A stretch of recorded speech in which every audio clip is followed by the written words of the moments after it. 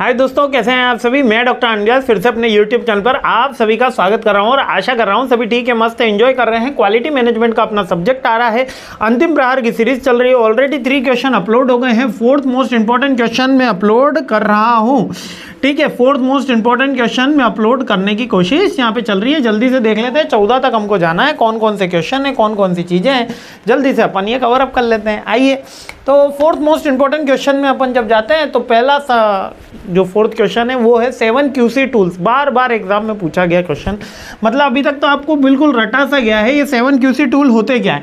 जब भी किसी कंपनी को रिवोल्यूशन करना होता है, जब भी किसी कंपनी को क्वालिटी कंट्रोल करना होता है, क्वालिटी के लिए कुछ ग्राफिकल रिप्रेजेंटेशन के माध्यम से समझाना होता है कि ये बेटर वे रहेगा, तो 7 QC टूल यूज़ किए जाते हैं।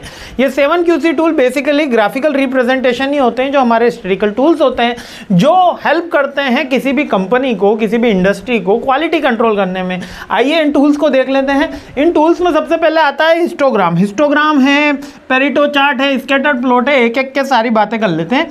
हिस्टोग्राम और बार चार्ट दोनों एक ही तरीके के दिखते हैं। क्या डिफरेंस होता है, देखिए, जो बार डायग्राम है, उसमें जो बार्स रहेंगे वो एक दूसरे से मिले हुए नहीं होते हैं, बस यही डिफरेंस है, बाकी कोई डिफरेंस इनमें होता नहीं है। जैसे ये ए, ये बी, ये सी। अब बार डायग्राम इस तरीके का भी हो सकता है ना, लैंडस्केप में भी हो सकता है, पोर्ट्रेट में भी हो सकता है, जैसे अपनी भाषा में बोला जाए, ठीक है। हॉरिजॉन्टल, वर्टिकल, इसको थोड़ा स्टैटिकल टूल्स में बोलते हैं। तो हिस्टोग्राम के अंदर ये सब जुड़े हुए होते हैं। बेसिकली इन सब का वर्क यही है कि ये डिसीजन मेकिंग में हेल्प करें, ये कंट्रोल में हेल्प करें, ये इनका वर्क रहता है। इसके बाद आगे बढ़ते हैं तो नेक्स्ट आता है पेरेटो चार्ट। पेरेटो चार्ट क्या बोलता है, 80-20 इफेक्ट के बारे में बोला जाता है। इसके अंदर ये चेक किया जाता है कि जो 80% प्रॉब्लम्स है वो 20% रीजंस के कारण है। तो उन प्रॉब्लम्स में कौन कौन सी चीजें हैं, क्या वो 80% है और क्या 20% है, उन पे वर्क किया जाता है। इसका नेक्स्ट होता है स्कैटर्ड प्लॉट। ये आपने रिग्रेशन के अंदर जरूर बनाया है, x on y, y on x। तो ये स्कैटर्ड प्लॉट होते हैं। ये बेसिकली रिग्रेशन की एक टेक्निक होती है जिसके अंदर हम रिलेशनशिप चेक कर रहे होते हैं दो वेरिएबल्स के बीच में। नेक्स्ट होता है फिशबोन इफेक्ट। ये फिशबोन को बोलते हैं कॉज एंड इफेक्ट, यानी कि ए बढ़ने पे बी कैसा हो जाएगा और इस कॉज का कितना इफेक्ट आया, इस कॉज का कितना इफेक्ट आया। जब वो चेक करना होता है हमें, तो हम फिशबोन इफेक्ट के माध्यम से एक्सप्लेन करते हैं। नेक्स्ट होता है फ्लो चार्ट। फ्लो चार्ट किसी भी प्रोसेस को समझाने के लिए, किसी भी क्वालिटी के स्टेप्स को समझाने के लिए हम फ्लो चार्ट यूज करते हैं, ठीक है, नॉर्मली। इसके बाद होता है चेकलिस्ट। चेकलिस्ट के अंदर जब हम कोई चीज़ें, प्रोसेस कंटिन्यूस हो रही होती हैं, तो उसमें ए बार हो गया, 2 टाइम्स, 3 टाइम्स, 4 टाइम्स। तो क्वालिटी कंट्रोल में एक तरीके का वेरिफिकेशन मेथड के लिए हम चेकलिस्ट यूज करते हैं।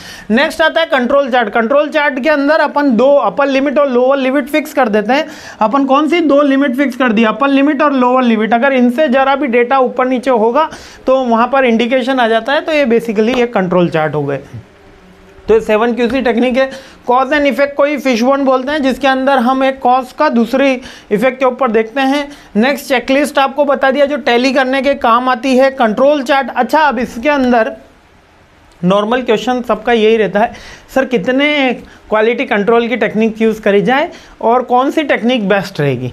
तो सबसे पहला ये डिपेंड करता है मैनेजमेंट के ऊपर कि कोई चेकलिस्ट से काम चला लेता है। कोई कहता है हिस्टोग्राम बनाओ, कोई कहता है बार ग्राफ बनाओ, कोई कहता है पेरेटो एनालिसिस करो, कोई कहता है कि ठीक है कुछ मत करो, हम ऐसे ही ऑब्जर्वेशन से कर लेंगे। तो डिपेंड करेगा मैनेजमेंट टू मैनेजमेंट। और कौन सा बेस्ट है ये सिचुएशन के अकॉर्डिंग होता है ना। जब नॉर्मल स्टैटिकल टूल्स होंगे, जब नॉर्मल मेथड होंगे, जब हमको ट्रेंड का एनालिसिस करना होता है, तब histogram, bar chart, Pareto analysis ज़्यादा, पेरेटो पाई चार्ट है ना, पेरेटो का थोड़ा सा अलग रख देते हैं, ये ज़्यादा बेटर है। लेकिन जब हमको किसी का इफेक्ट चेक करना है या रिलेशनशिप चेक करनी है, तो उसमें correlation, regression, Pareto analysis, scatter diagram, ये ज़्यादा इंपॉर्टेंट होते हैं। तो डिपेंड करता है कि हमारे को मेन रिजल्ट के अंदर क्या रिक्वायरमेंट है, उसके अकॉर्डिंग इसका टूल्स एंड टेक्निक डिसाइड होते हैं। इसलिए सारे टूल्स एंड टेक्निक्स अच्छे ही माने जाते हैं, ठीक है।